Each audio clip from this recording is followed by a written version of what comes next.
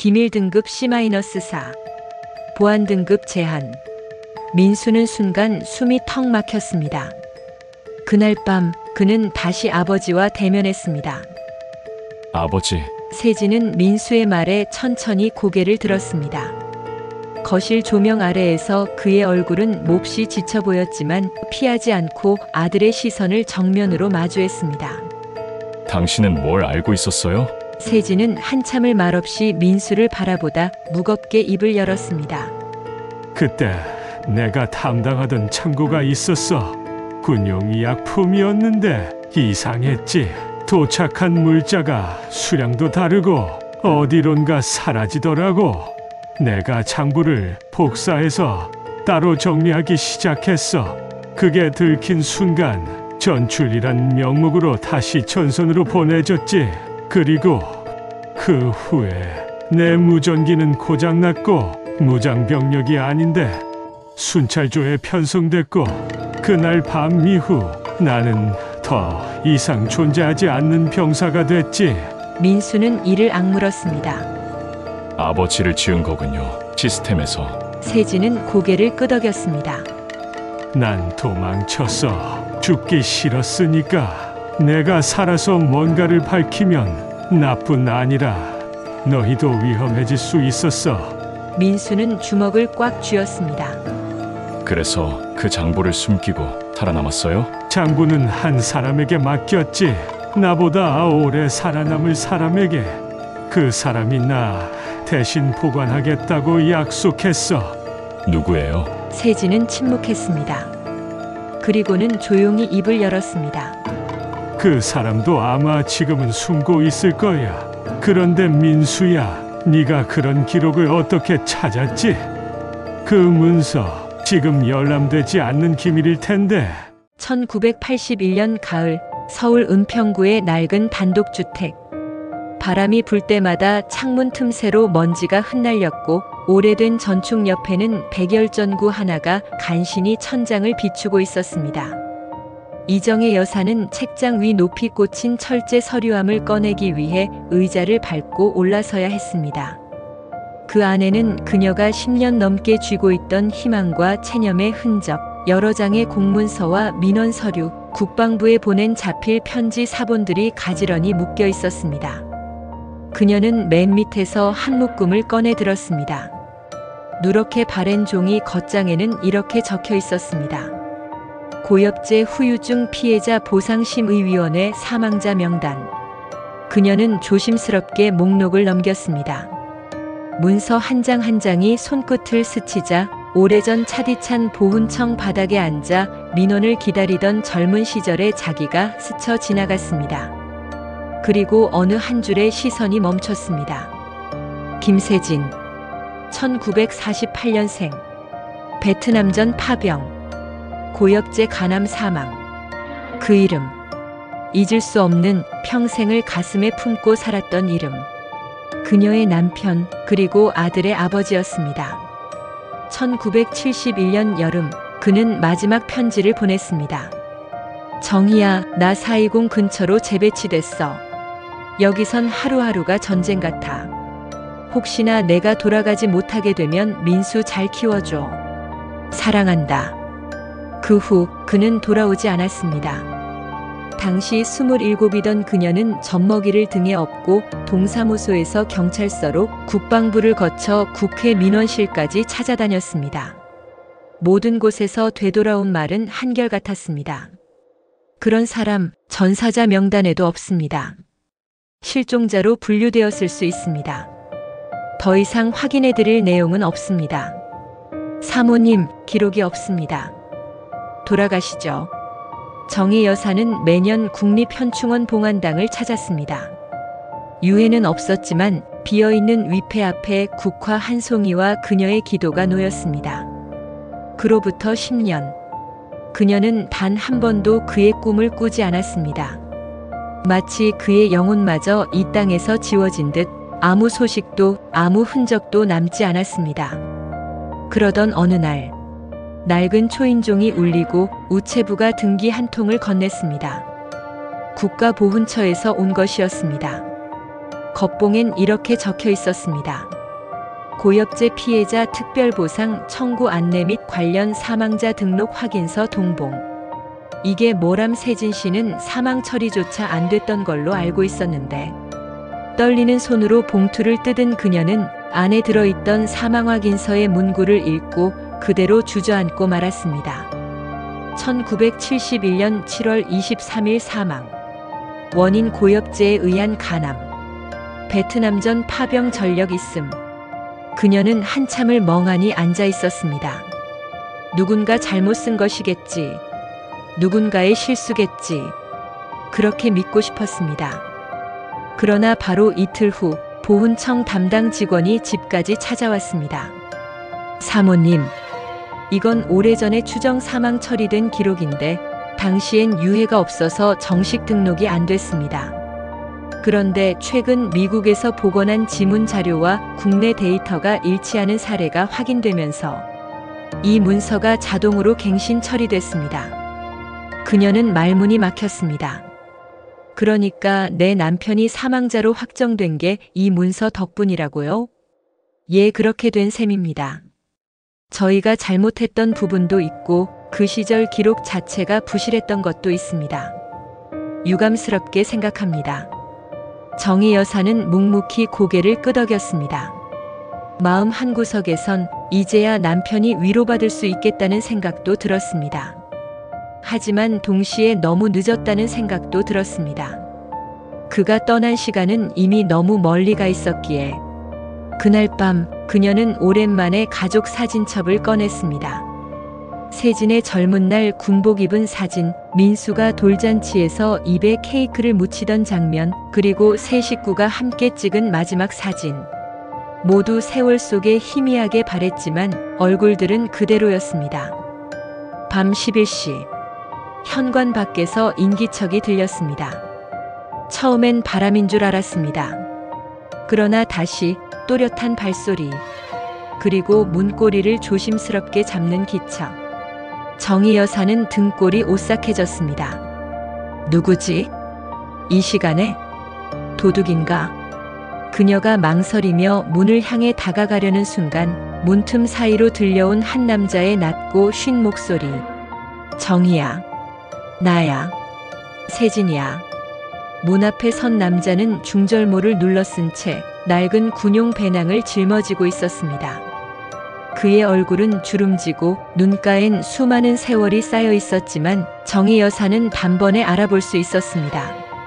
세진 씨? 그는 문 안을 바라보다 아주 작은 목소리로 다시 중얼거렸습니다. 아직도 여기 살고 있었구나. 정희 여사는 그대로 무릎을 꿇었습니다. 마른 손등으로 입을 막은 채 목울대를 꾹꾹 누르며 울음을 삼켰습니다. 꿈을 꾸는 듯 했습니다. 죽었다고 생각했던 남편, 그 이름조차 이젠 편지 봉투에 적는 일조차 멈췄던 그가 지금 이 문 앞에 서 있었습니다. 그녀는 문고리를 쥔 채 한참을 망설이다가 조심스럽게 문을 열었습니다. 밤 공기 사이로 그와 그녀의 눈빛이 처음으로 마주쳤습니다. 백발이 성성한 그는 수척한 얼굴에 무겁게 내려앉은 눈을 하고 있었습니다. 그 눈은 전쟁에서 돌아온 병사들이 흔히 지닌 되돌릴 수 없는 시간을 품고 있는 눈이었습니다. 정말 당신이야? 그녀가 떨리는 목소리로 물었습니다. 미안해, 내가 너무 늦었지. 그 순간 그녀는 한 발 내디뎠고 그의 팔 안으로 조심스럽게 안겼습니다. 말이 필요 없었습니다. 어떤 설명도, 어떤 원망도, 어떤 질문도 그 순간에는 의미가 없었습니다. 그녀는 그의 가슴에 얼굴을 묻은 채 흐느꼈습니다. 세진 씨, 당신 진짜 돌아온 거죠? 그는 대답 대신 주머니에서 낡은 수첩 하나를 꺼냈습니다. 그 안에는 삐뚤빼뚤한 글씨로 날짜와 위치, 이름이 적혀 있었고 마지막 장엔 이런 문장이 적혀 있었습니다. 정희에게 돌아가는 길. 만약 내일을 못 본다면 이 수첩이 내 이름 대신 나를 증명해 줄 것이다. 그녀는 손을 떨며 수첩을 받았습니다. 그 안에는 군 복무 당시 일기와 함께 전쟁 이후 탈출과 방황, 그리고 정체를 감춘 채 살아야 했던 사연이 담겨 있었습니다. 그가 죽은 것으로 처리되었던 건 누군가 의도적으로 그의 행적을 지웠기 때문이었습니다. 그는 베트남 주둔 당시 고엽제 보급 불법 거래와 관련된 보고서를 작성한 직후 실종됐고 이후 민간인 신분으로 은둔하게 되었습니다. 도망친 게 아니라 살아남아야 했어. 그때 그 기록들 내가 보낸 게 군 내부엔 큰일이었나 봐. 잡히면 안 됐어. 정희, 너랑 민수를 위해 살아남아야 했어. 그녀는 눈물을 삼켰습니다. 그럼 그동안 어디에 있었던 거예요? 처음엔 남쪽에서 숨어 지냈어.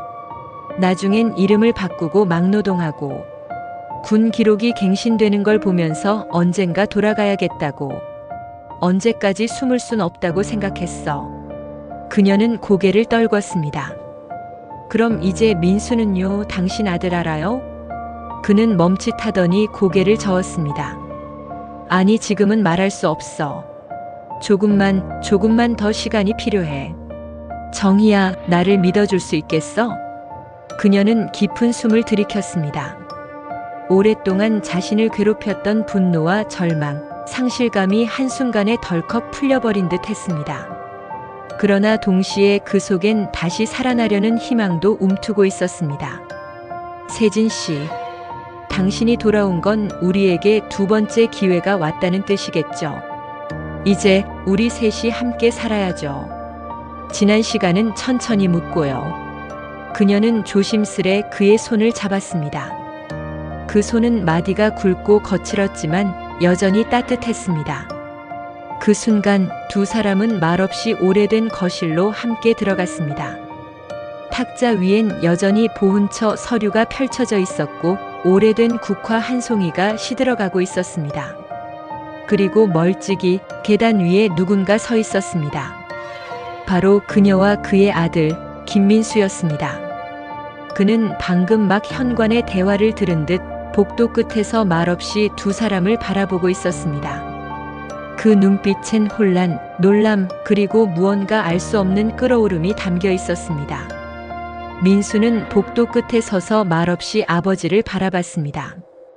그의 손에는 방금 전까지 보고 있던 고등학생 시절의 사진첩이 들려 있었고 그 안에 끼워져 있던 한 장의 오래된 편지는 지금도 손가락 사이에서 바스락거리고 있었습니다. 그 편지는 어머니가 몇 년 전 그에게 처음으로 보여주었던 아버지의 마지막 편지였습니다. 민수는 그 편지를 수도 없이 읽었습니다.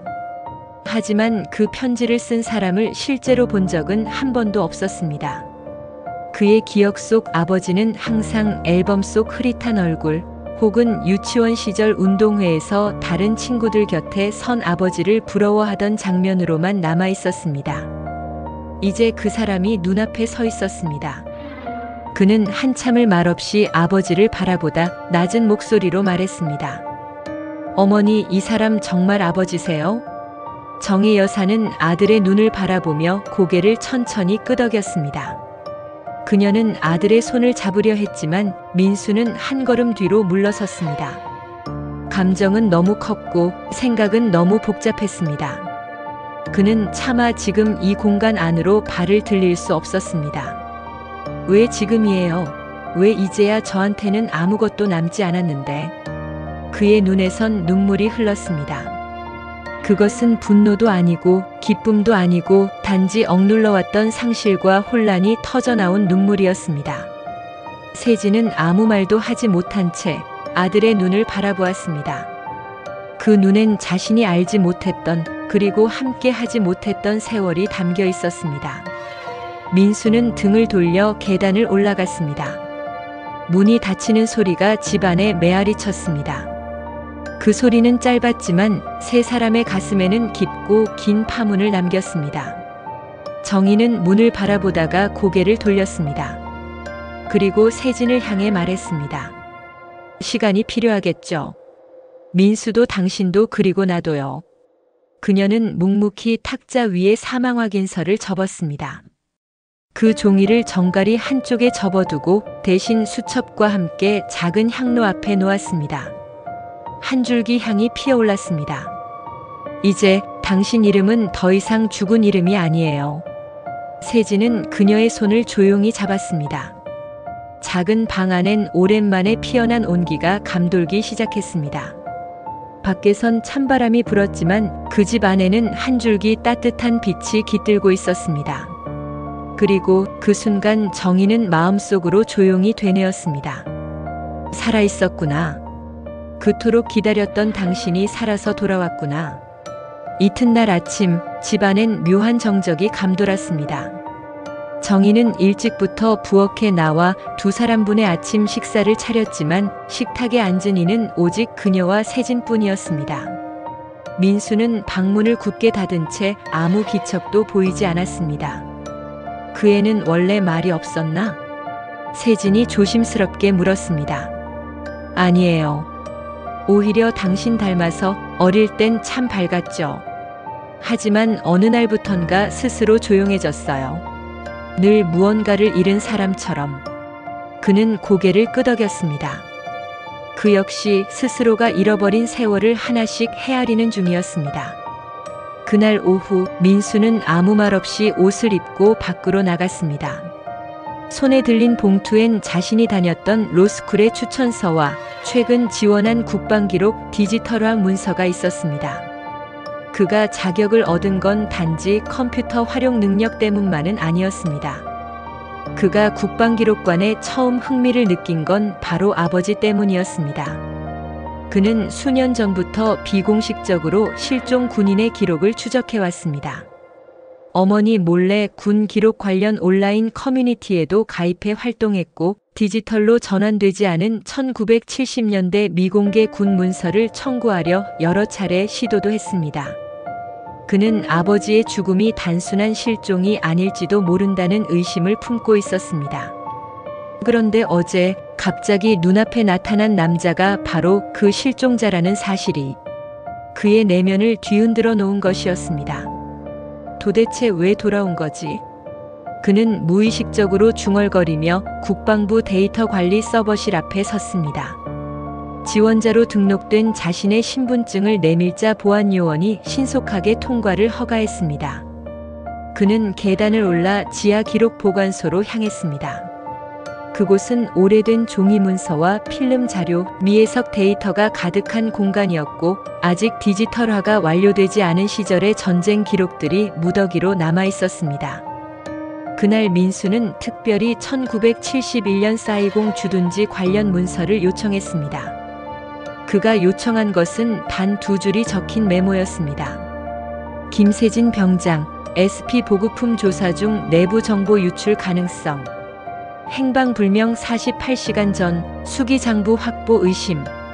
그 메모는 누군가 다른 기록 틈에 일부러 숨겨둔 듯한 형태로 보관돼 있었습니다. 그리고 바로 그 옆 스테이플러 자국이 남은 문서철 하나가 있었습니다. 거기엔 SP 보급 경로 민간 전출 내역이라는 문구와 함께 미확인 파병 병력의 서명이 보였습니다. 그중 한 줄. 수신인 김세진. 서명난 공란. 민수는 문득 멈춰섰습니다. 그는 이 문서를 본 적이 없었습니다. 하지만 분명한 직감이 들었습니다. 이건 아버지가 끝까지 숨기고 싶었던 기록이야.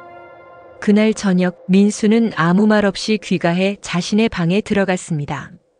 세진은 식탁 앞에 앉아 조용히 라디오를 켜고 있었고 정희는 그런 두 남자를 번갈아 보며 어쩔 줄 몰라 했습니다. 민수가 방 안에서 꺼낸 것은 오래된 테이프 플레이어였습니다. 그 안에는 과거 어머니가 건넨 아버지의 육성이 담긴 유일한 녹음 테이프가 있었습니다. 하지만 이번에 그는 테이프를 재생하지 않았습니다. 대신 테이블에 꺼낸 건 1971년 자필 수기 장부 사본이었습니다. 민수는 직접 복원한 PDF에서 프린트한 문서를 조심스럽게 펴고 그 가장자리 귀퉁이에 작게 적힌 문장을 손가락으로 짚었습니다. 이 기록이 유일한 증거다. 어느 날 나도 사라질 수 있다. 누군가 반드시 이걸 봐야 한다. 그는 눈을 감았습니다. 그리고 처음으로 확신했습니다. 자신의 아버지는 단순히 전쟁 피해자가 아니었습니다. 그는 무언가를 기록하고 누군가에게서 도망치고 또 누군가로부터 지켜내기 위해 사라졌던 사람이었습니다.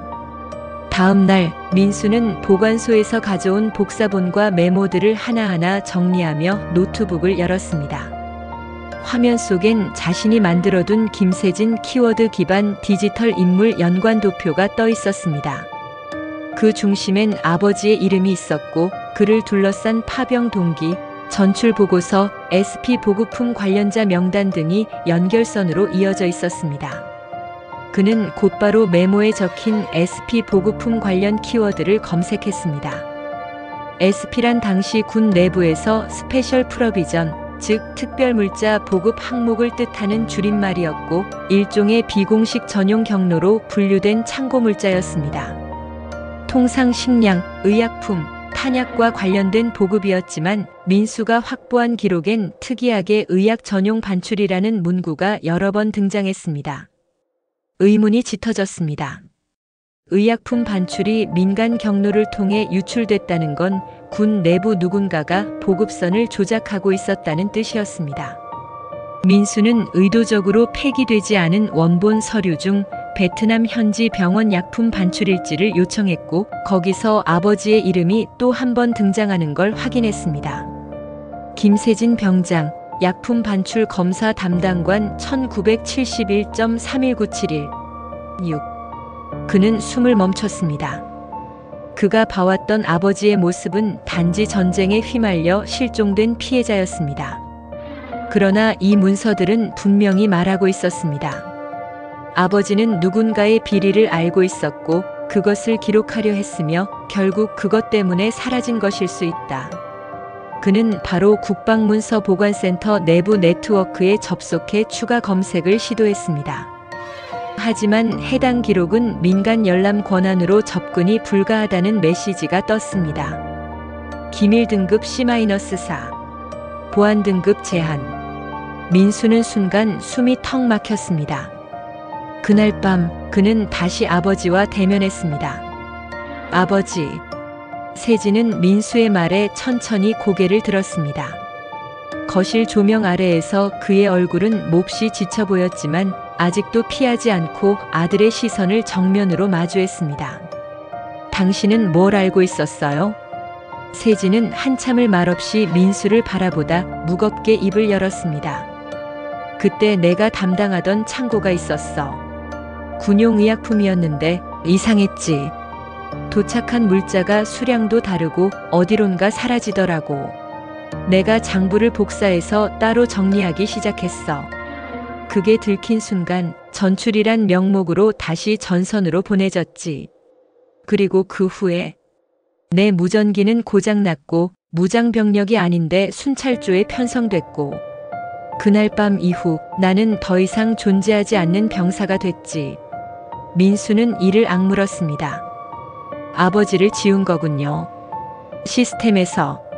세진은 고개를 끄덕였습니다. 난 도망쳤어. 죽기 싫었으니까. 내가 살아서 뭔가를 밝히면 나뿐 아니라 너희도 위험해질 수 있었어. 민수는 주먹을 꽉 쥐었습니다. 그래서 그 장부를 숨기고 살아남았어요? 장부는 한 사람에게 맡겼지. 나보다 오래 살아남을 사람에게. 그 사람이 나 대신 보관하겠다고 약속했어. 누구예요? 세진은 침묵했습니다. 그리고는 조용히 입을 열었습니다. 그 사람도 아마 지금은 숨고 있을 거야. 그런데 민수야, 내가 그런 기록을 어떻게 찾았지? 그 문서 지금 열람되지 않는 기밀일 텐데. 민수는 자신의 노트북을 보여주었습니다. 몇 달 전 한 군 내부 제보자가 익명으로 링크를 보냈어요. 폐쇄된 서버의 구버전 IP였습니다. 제가 복원해서 열람했고 오늘에서야 당신 이름이 왜 사라졌는지 알게 됐어요. 세진은 그 자리에 멈춰 섰습니다. 제보자? 민수는 고개를 끄덕였습니다. 그 사람 아버지가 맡겼던 누군가 아니에요? 세진은 대답하지 않았습니다. 그 대신 불 꺼진 안방을 향해 조용히 시선을 돌렸습니다. 며칠 후 민수는 국방기록관 내 보안 담당자로부터 연락을 받았습니다. 김민수 씨. 요청하신 1971년 군 보급 장부 기록 관련 문의 일부 열람 승인됐습니다. 기밀 등급이 조정됐다는 말에 민수는 의아했습니다. 갑자기 기밀 해제요? 내부 검토 결과 해당 문서는 보관 대상에서 제외돼 열람 가능으로 전환됐습니다. 하지만 민수는 직감적으로 느꼈습니다. 이건 단순한 행정 변경이 아니었습니다. 누군가 의도적으로 열람을 허가한 것이었습니다. 그리고 바로 그날 밤 그는 익명의 발신자에게서 또 하나의 메시지를 받았습니다. 내가 찾는 장부는 3번 열람실 C-17 보관대에 있다. 확인 후 절대 복사하지 말고 기억만 해라. 너도 내 아버지도 아직 안전하지 않다. 민수는 곧장 다음 날 새벽 지정된 장소로 향했습니다. 지하 보관소 3번 열람실. 바닥엔 먼지가 쌓여 있었고 벽면의 절반은 습기로 얼룩져 있었습니다. 그는 C-17 표시가 붙은 회색 금속 보관함을 열었습니다.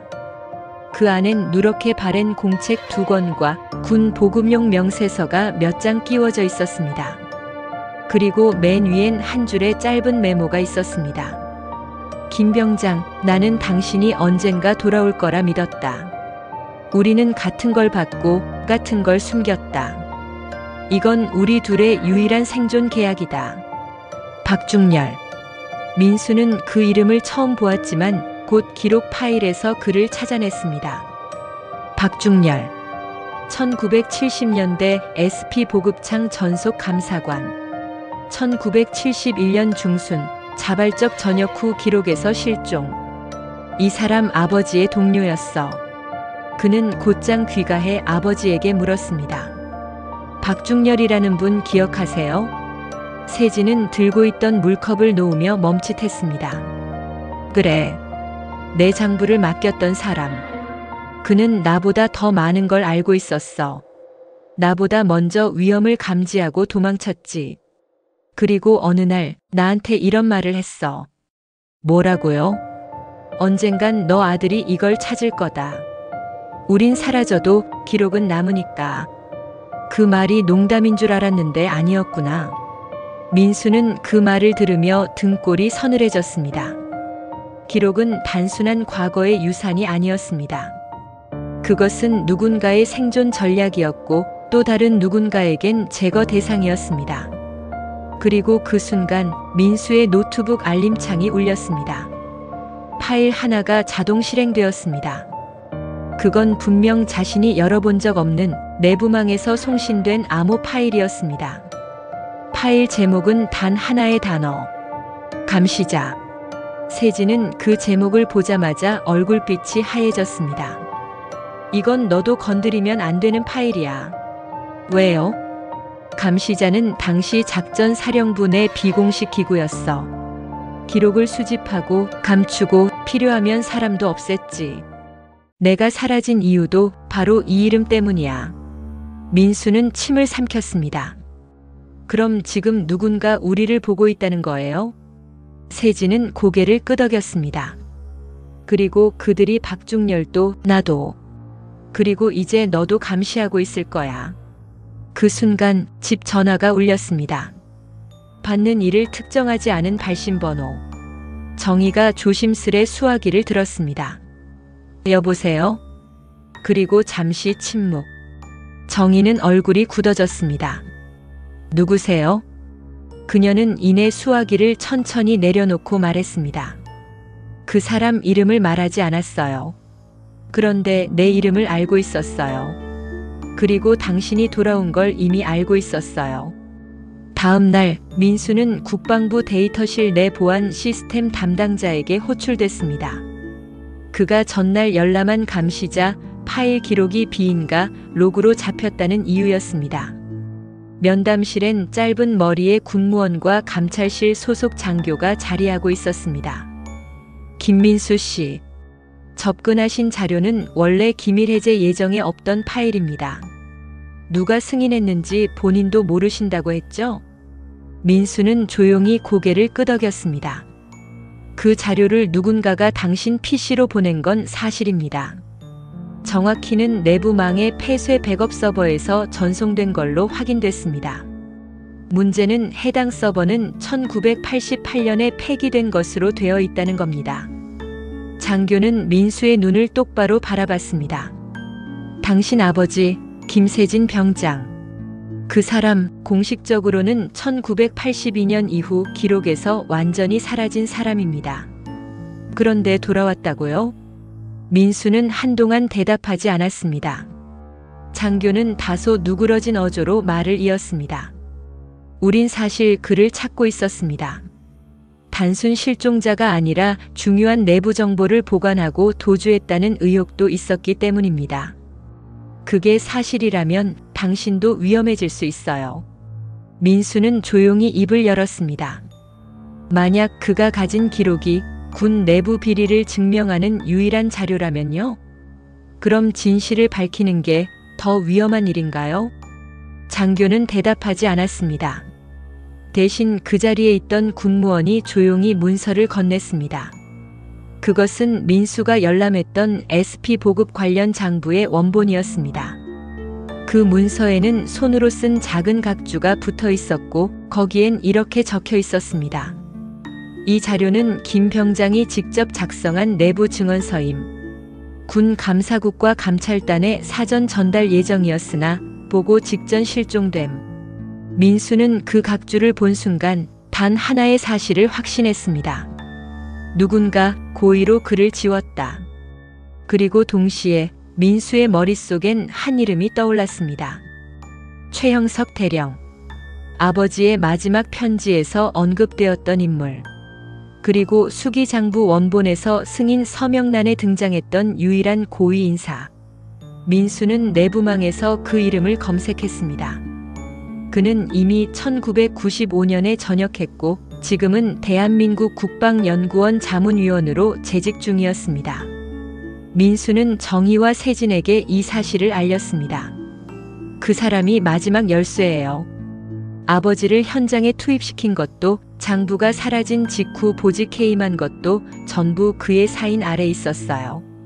세진은 한참을 침묵하더니 고개를 떨구었습니다. 형석이는 내 훈련소 동기였어. 우린 함께 파병 나갔고 나는 그를 믿었어. 하지만 내가 자료를 보관하겠다고 한 날 그는 내게 넌 너무 순진하다고 했지. 정희는 두 사람을 번갈아 바라보았습니다. 그 사람을 만나러 가는 게 맞는 일이겠어요?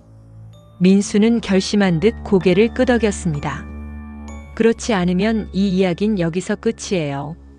그리고 아버지는 다시 지워질 거예요.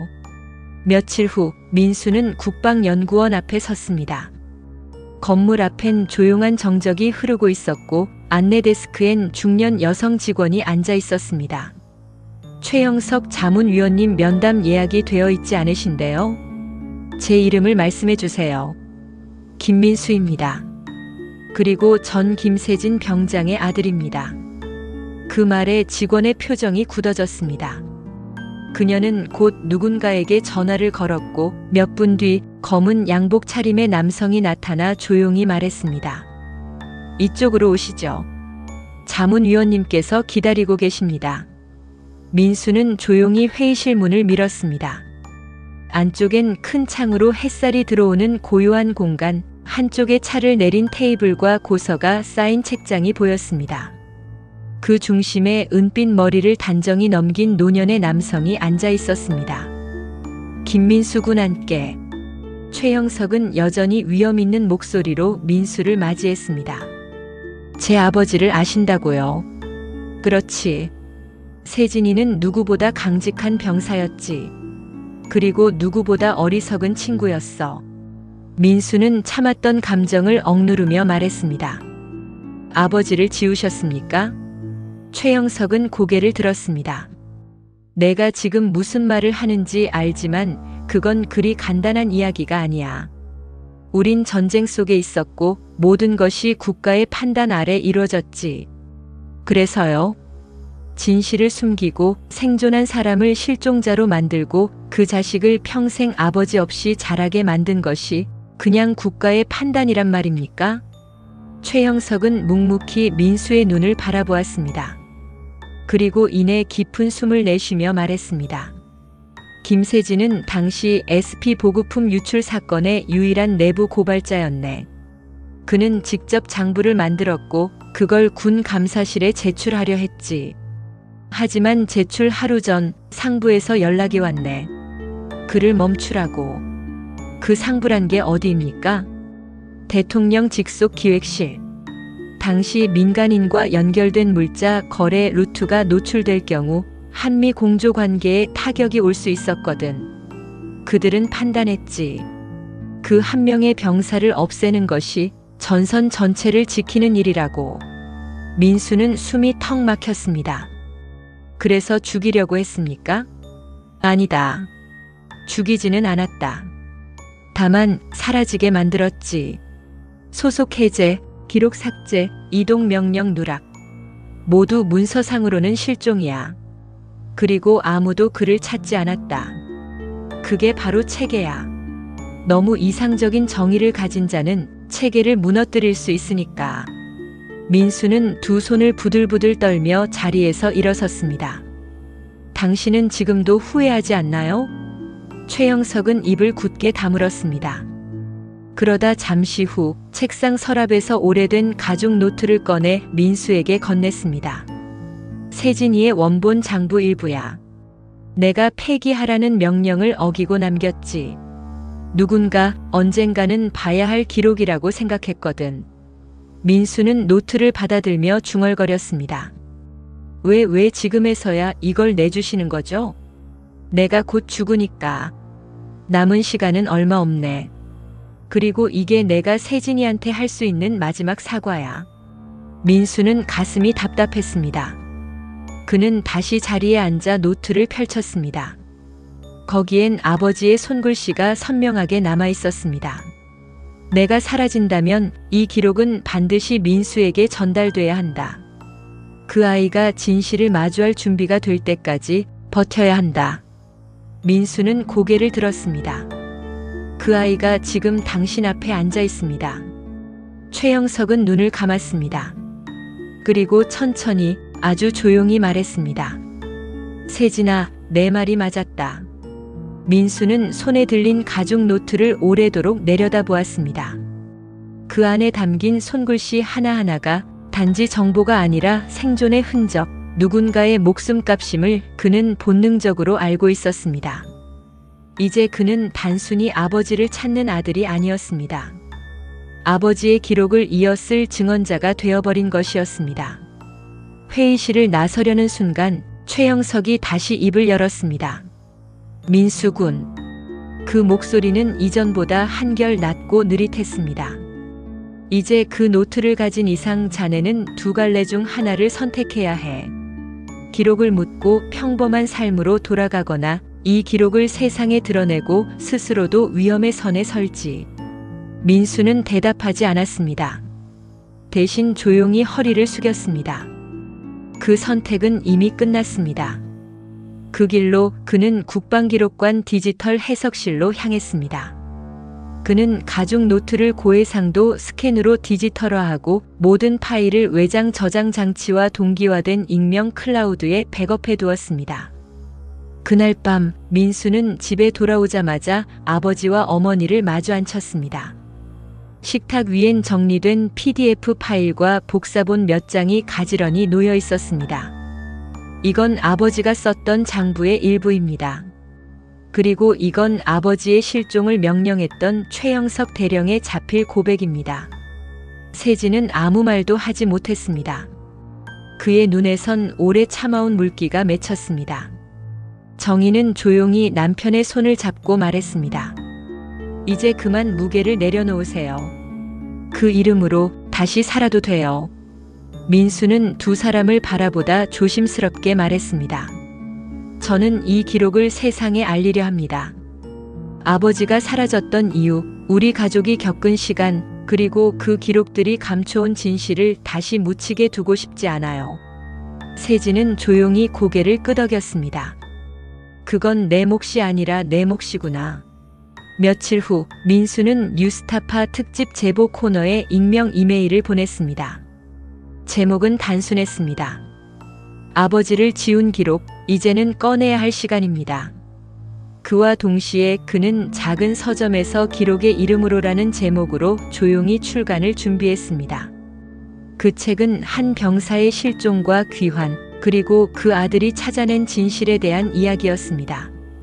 출간 기념 첫 강연날, 민수는 무대에 올라 책의 마지막 문장을 읽었습니다.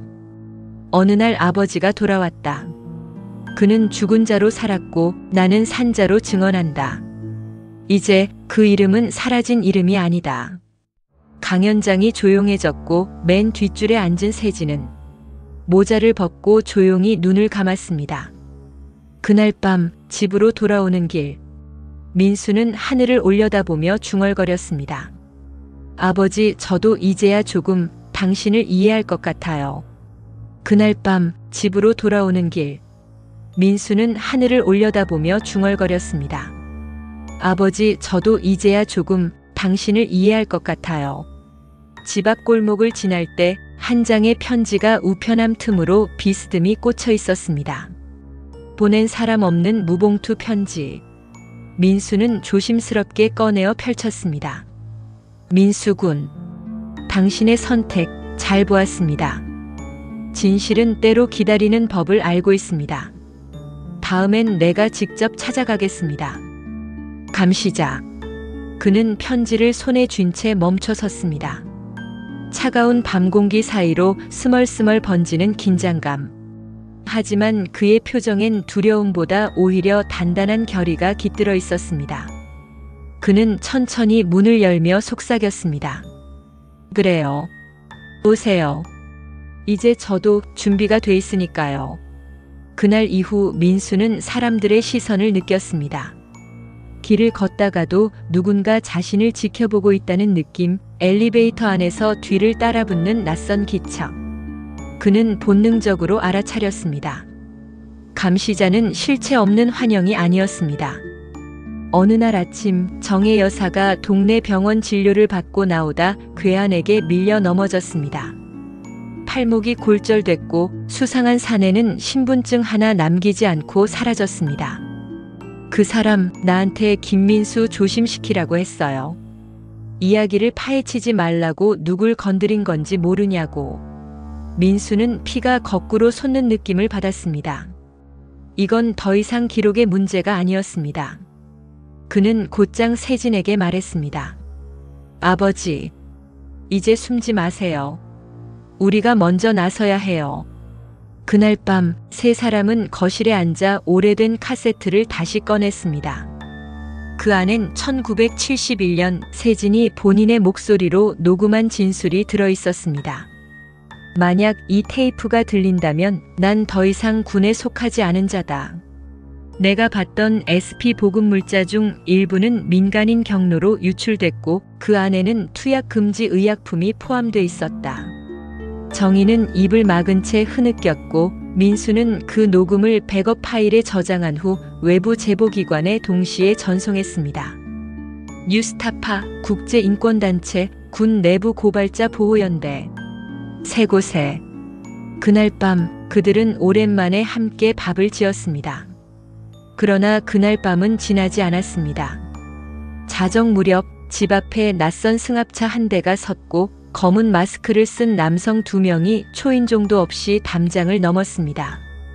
민수는 노트북과 외장하드를 곧장 가방에 넣고 뒷문으로 어머니를 대피시켰습니다. 세진은 거실 불을 끄고 오래된 소총 하나를 꺼냈습니다.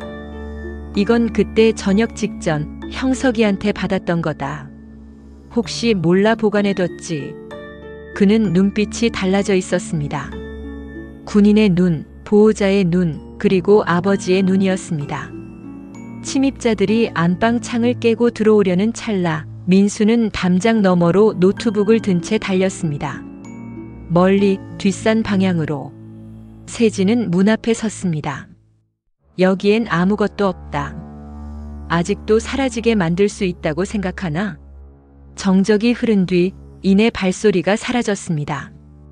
그들은 누구에게도 들키고 싶지 않았던 존재였고 그만큼 증거도 남기지 않는 자들이었습니다.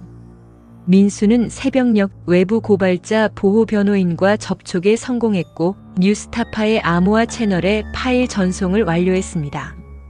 그날 오후 뉴스 웹페이지에 짧은 뉴스 제목이 떴습니다. 실종된 베트남전 병사, 그의 기록이 돌아왔다. 그리고 10분 뒤 또 한 줄의 속보가 추가되었습니다. 전 국방부 고위 간부 기록 은폐 혐의로 검찰 조사 착수. 세진은 그 화면을 보며 조용히 고개를 떨궜습니다. 이제 다 끝난 걸까? 민수는 그 곁에 앉아 말했습니다. 아니요. 이제야 시작이에요.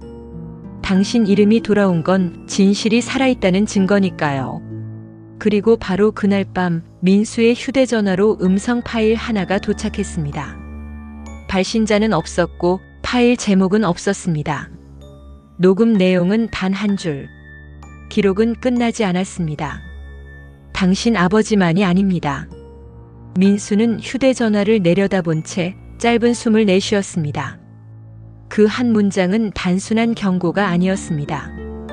또 다른 누군가가 같은 방식으로 사라졌음을 암시하는 증거였습니다. 당신 아버지만이 아닙니다. 그날 밤 민수는 다시 국방기록관 내부망에 접속했습니다.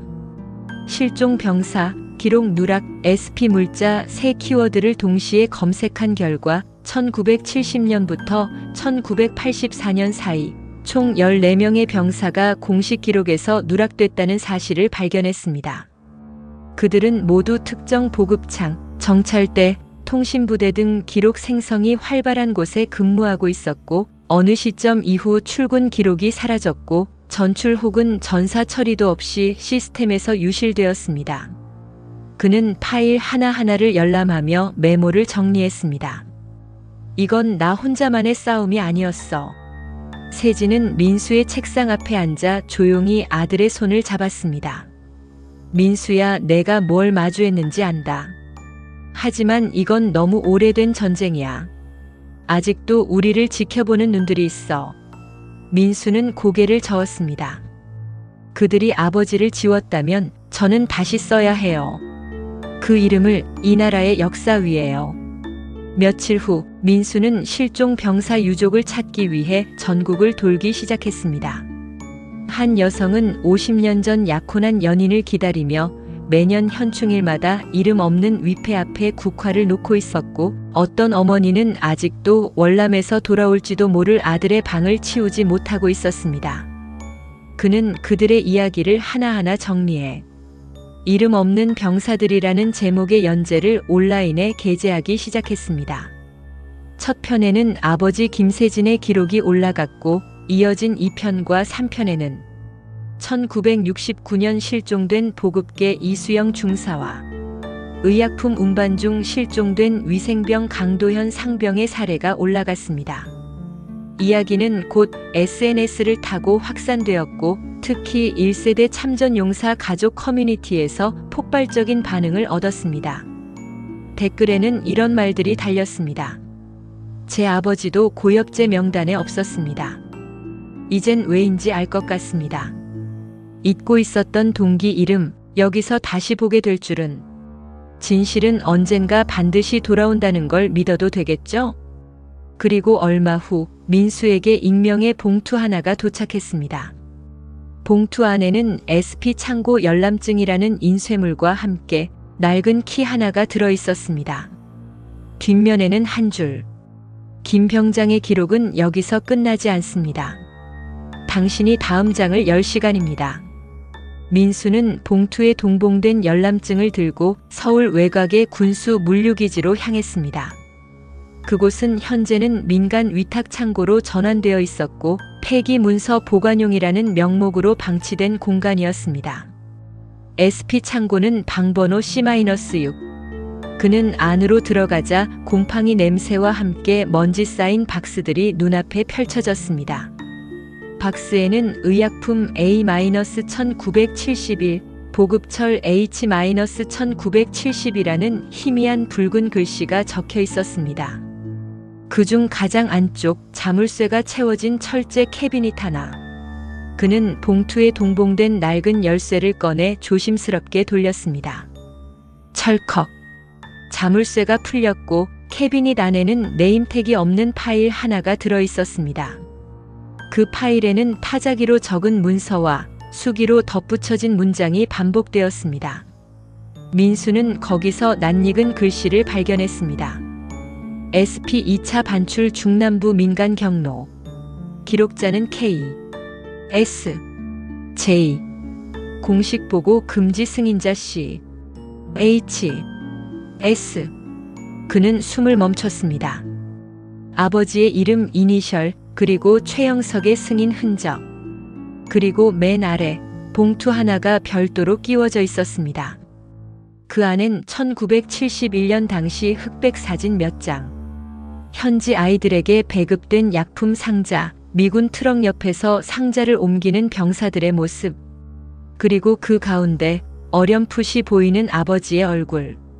민수는 그 사진을 들고 한참을 말없이 앉아 있었습니다. 그는 깨달았습니다. 이것은 단지 과거의 정리나 복원 작업이 아니라 누군가를 지키려 했던 기록, 그리고 그 기록을 다시 꺼내어 세상을 향해 연결시키는 일이라는 걸. 민수는 파일과 사진을 정리해 다시 복사했습니다.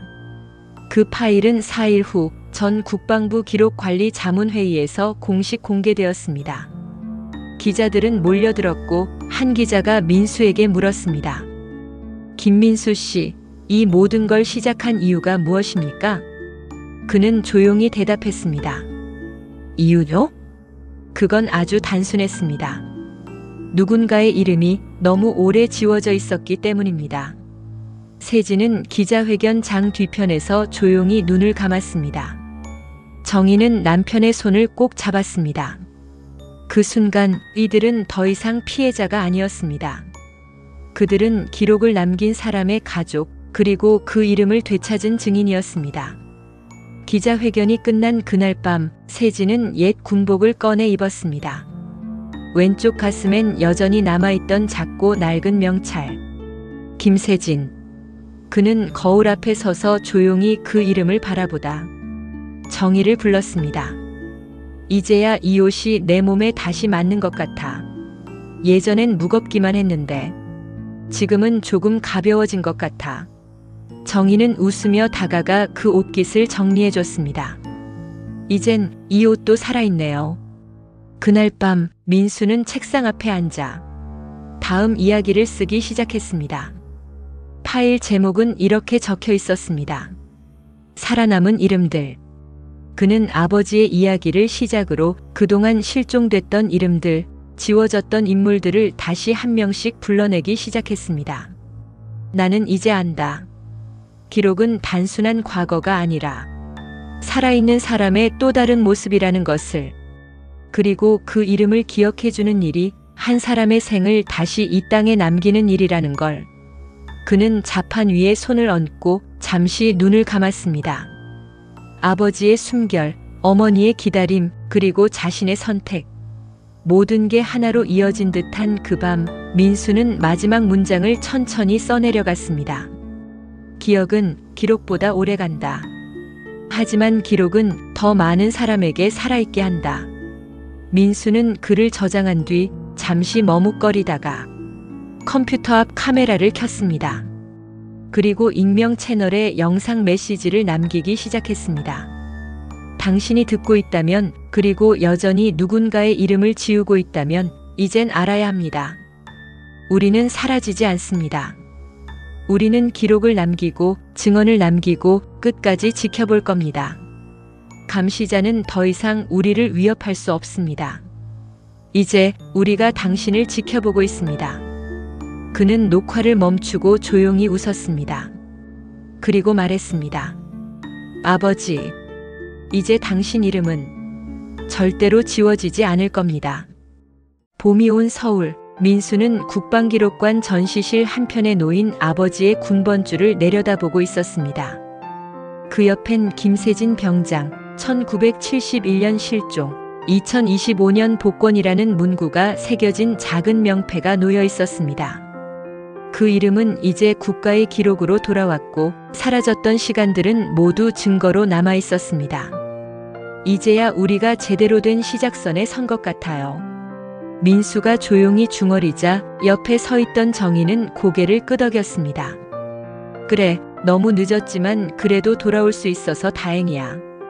그날 저녁 세 사람은 처음으로 나란히 가족 사진을 찍었습니다. 민수는 사진기 타이머를 맞추고 부모 사이에 앉았습니다. 찰칵. 셔터 소리와 함께 세진은 조용히 아들의 어깨를 감쌌습니다. 사진 속 세 사람은 오래된 시간을 지나 하나의 온기로 이어져 있었습니다. 며칠 후 민수는 기억의 자리라는 이름으로 작은 전시 공간을 열었습니다. 거기엔 아버지의 장부 복사본, 감시자 파일 출력본, 흑백 사진, 이름 없는 군번줄, 그리고 직접 손으로 쓴 기록이 전시됐습니다. 방문객들은 전시관 한쪽에 놓인 작은 나무패에 자신이 기억하고 싶은 사람의 이름을 적어 걸 수 있었습니다. 처음엔 몇 개에 불과했던 나무패는 한 달 사이 300개를 넘겼습니다. 이친 외삼촌 정태식. 이름을 부를 수 있어 감사합니다. 아버지의 기록은 없지만 저는 오늘 처음으로 당신을 기록합니다. 박인수 상병, 제가 꼭 기억할게요. 민수는 그 하나하나를 정리해 이름 없는 이름들 대체되지 않는 기억의 기록집으로 출간했습니다. 그는 또 하나의 프로젝트도 시작했습니다. 위패 없는 병사 찾기 캠페인이라는 이름으로 전국의 소외된 보훈공원, 무연묘소, 폐위령비 등을 직접 찾아다니며 이름 없는 병사의 이력을 추적하는 작업이었습니다. 그 첫 장소는 강원도 철원의 폐벙커 근처에 있는 무명묘였습니다. 묘비명조차 없이 병 2-34라고만 적혀있던 그곳. 민수는 주민들의 증언과 과거 군사 문서들을 교차해 결국 한 사람의 실명을 찾아냈습니다. 문영철 상병. 1972년 7월 8일 작전 중 실종. 기록 누락. 무연철이. 그 사실이 뉴스에 보도되자 문 상병의 여동생이라는 한 여성이 민수에게 찾아왔습니다. 오빠 정말 살아있었네요. 우리 가족은 그 이름을 어디에도 말하지 못했어요. 그게 금기였거든요. 그런데 당신 덕분에 우리가 다시 말할 수 있게 됐어요. 민수는 말없이 고개를 숙였습니다. 그리고 그녀에게 말했습니다. 이제부턴 우리가 지켜드릴게요. 문 상병의 이름은 더 이상 지워지지 않을 겁니다. 그날 이후 그는 소규모 기록 보존소를 열어 지워졌던 군인의 이름들을 모았습니다. 목록은 5명에서 시작해 3개월 만에 147명으로 늘었습니다. 그리고 마침내 국방부는 공식적으로 1970만 1980년 실종 미복권자 군인 명예복권위원회를 발족했습니다. 위원회 위원장으로 위촉된 민수는 회의 첫날 고개를 숙이며 이렇게 말했습니다. 제가 여기에 있는 이유는 단 하나입니다. 제 아버지가 지워졌기 때문입니다.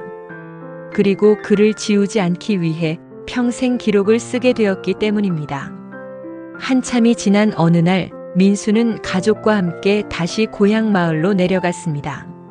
세진이 어린 시절 친구들과 놀던 하천 옆 작은 정자에 앉아 세 사람은 간단한 도시락을 나눴습니다.